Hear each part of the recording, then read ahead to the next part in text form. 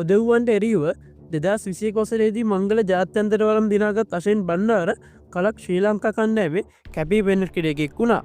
අශෙන් බණ්ඩාර කියන්නේ ශ්‍රී ලංකාන් බිහි වූ හොඳම පන්දුරක් ගෙන්නන්න අතලොස්සන් කෙනෙක් කිව්වොත් 100%ක් නිවැරදි. මැදපෙළ පිතිකරුවෙකු ලෙස ශ්‍රී ලංකා කණ්ඩෑම නියෝජනය කළ අශෙන් බණ්ඩාර එක්දින තරග 6කදී ශ්‍රී ලංකාව නියෝජනය කරමින් අර්ධ ශතක දෙකක්ද සමගින් මුළු ලකුණු 141ක් රැස් කරගෙන තියෙනවා. දකුණතින් පිත්ත හසුරවන අශෙන් බණ්ඩාර 20 තරග 6කදී ශ්‍රී ලංකා වෙනුවෙන් මුළු ලකුණු 97ක් රැස් කරගෙන තියෙනවා.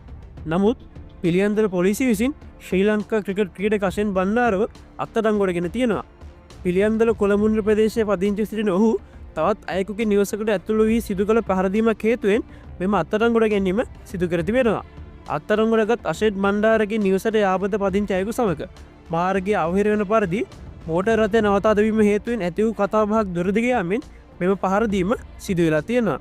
සැකකරු පොලිස් ඇපමත මුදාහාර ඇති අතර ලබන 12 වෙනිදා අධිකරණයට ඉදිරිපත් කිරීමට නියමිත වෙලා තියෙනවා.